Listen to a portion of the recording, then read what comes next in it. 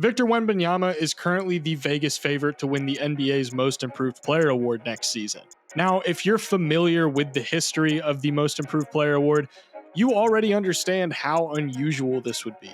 Victor Wembanyama is going into his second season in the NBA. He's coming off of an already spectacular rookie season, and I'd say the vast majority of people expect him to catapult himself into being one of the top 10 to 15 players in the NBA. For all intents and purposes, Wemby will no doubt improve, but does that mean he should be the favorite to win the Most Improved Player Award in his second season in the NBA, considering the expectations are already so high for him? If we look at past recipients of the award, there's a lot of third and fourth year players. In fact, 87.2% of players that have won Most Improved Player were in their third year or later. But second year players winning it isn't actually unprecedented. In fact, it's probably happened far more often than you realize. Believe it or not, the first player to ever win Most Improved Player was Alvin Robertson during his second season in the NBA.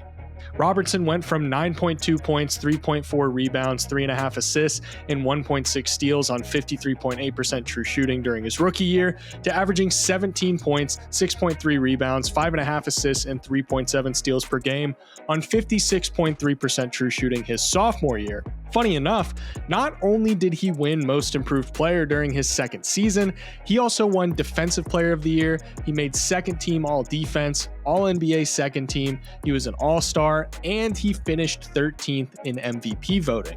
He beat out a second-year Charles Barkley for the award, so essentially a second-year player was winning it no matter what. The next player to win in their second NBA season was 𝙖𝙗𝙬𝙪, who went from 10.9 points and 7 rebounds per game to 16.6 points and 10.4 rebounds per game, as well as recording 1.1 steals and 1.7 blocks in year 2. 𝙖𝙗𝙬𝙪 beat out a third-year Reggie Miller for the award, funny enough.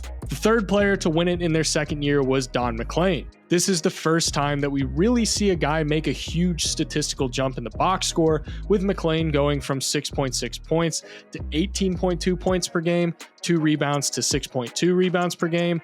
But the kicker here is that he went from playing 10.9 minutes per game as a rookie to 33.2 as a sophomore. If you look at his per 36 stats as a rookie compared to his sophomore season, his point production actually went down during his second season, although his efficiency drastically improved.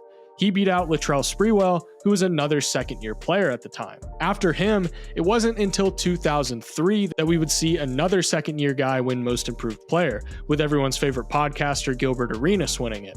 He went from 10.9 points, 3.7 assists as a rookie to 18.3 points and 6.3 assists as a sophomore. This is the second time, though, where we see a second-year player beating a non-second-year player for the award, with Matt Harpring finishing second in voting as a fifth-year player. And finally, the most recent player to win Most Improved Player in their second year is Monte Ellis, who went from 6.8 points and 1.6 assists to 16.5 points and 4.1 assists per game. He beat a third-year Kevin Martin for the award.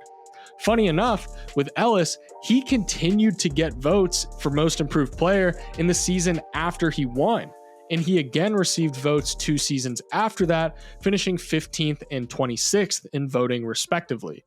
Now, why is all of this history important? Well, it's important because there's a common theory that second-year players don't typically win Most Improved Player, which is true. Only 12.8% of the winners have been second-year players, and the award hadn't really established nearly as much history when second-year players were winning it. In fact, the last 17 winners of the award have been in their third year or later. So that spawns an interesting debate that plenty of people have been taking to Twitter to talk about. Should Wemby really be in contention for the award? This is one of the problems with Most Improved Player as a concept. There are certainly objective aspects that you can measure in terms of improvement. Does a player drastically increase their statistical output? Does their efficiency increase? Do they improve as a defender, a playmaker, etc.? These things can be tangibly measured, but even with all the objectivity in the world, the Most Improved Player award is subject to one of the biggest non-objective factors when it comes to NBA awards in general: narrative. Sometimes it doesn't really matter how good your statistical improvement is. It doesn't matter how much you improved as a defender, as a playmaker, and all that other stuff. Sometimes if the story is good enough, then that can give you an edge in the race. So what does Victor Wembanyama have to do in order to win the award? Now, obviously, one of the big prerequisites for the award is having that statistical improvement that's so important. Guys usually increase their scoring output, their rebounding numbers will go up, their assist numbers will go up. And believe it or not, this actually creates some problems for Victor Wembanyama.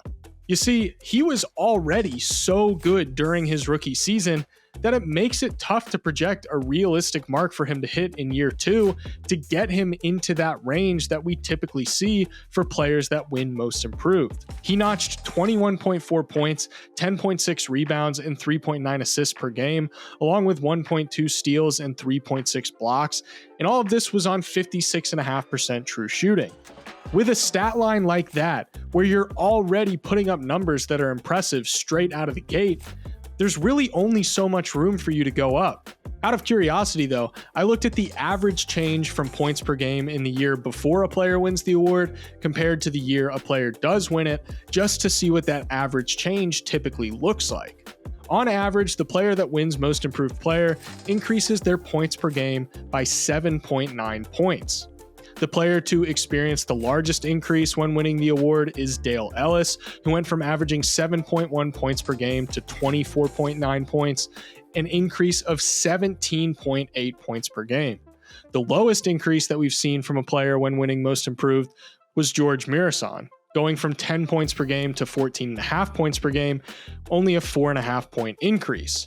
But if we're using that 7.9 points per game as that measuring stick, then Victor Wembanyama would theoretically have to put up 29.3 points per game to meet the mark of the average most improved player. Now, regardless of whether or not you think that's a realistic, attainable number, it's not just about points per game, even though the award sometimes does turn into a scoring contest. Plenty of previous winners have improved their rebounding numbers, assist numbers, defensive numbers. Additionally, the discussion goes beyond the numbers. It's also about expectations.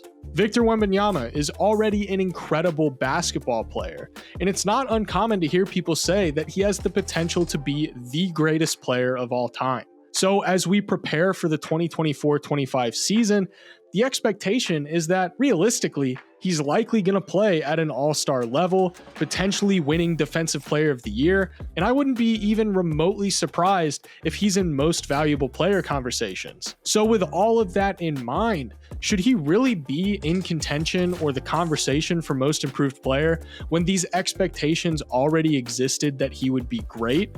Well, this is where it comes down to how you view the award. For me personally, I've always viewed the award as a way to honor players that had been viewed as potentially capped out at their ceiling and then ended up defying expectations to turn into fringe or legitimate all-star caliber players. Look at a guy like Lauri Markkanen, for example. Most people thought that he was done improving, and fans had kind of resigned to the fact that he was going to be a career supporting piece. Instead, he turned into an all-star caliber player, and now he's one of the highest paid players of the offseason. Julius Randle is another example of how I view the award. He didn't have the craziest statistical improvement in the world, but a lot of people were ready to give up on him after his first year in New York, where he was inefficient and his contract looked like a steep overpay for what he was giving you. But then he followed up that first year in New York with an all-NBA campaign, and he finished 8th in MVP voting, and it turned into a great comeback story. To me, situations like this embody what the Most Improved Player Award is about. Guys that defy expectations and rewrite the narrative around their careers. I'm a sucker for a good storyline when it comes to this award, but there's plenty of examples where guys who were expected to be awesome met those expectations and they won the award anyways. Ja Morant is a recent example. He won Most Improved Player in his 3rd season. This was the 2nd overall pick behind only Zion Williamson.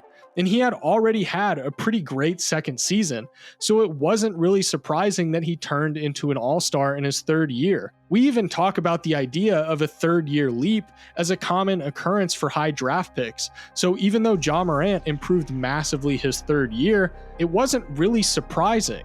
That's not to say he wasn't deserving, but again, it really does come down to how you view the award. Statistically, I'm almost positive Victor Wembanyama is going to improve enough this upcoming season to absolutely be deserving of the award, but to me, he doesn't necessarily embody the spirit of the award. And that's nothing against him. And the reality is, Victor Wembanyama is way more likely to be chasing Defensive Player of the Year and MVP instead of MIP. Really hope you guys enjoyed this video. If you want to see more stuff like this, be sure to subscribe, leave a like. It seriously helps me out so much. Regardless, thank you guys for watching, and I'll see you in the next one.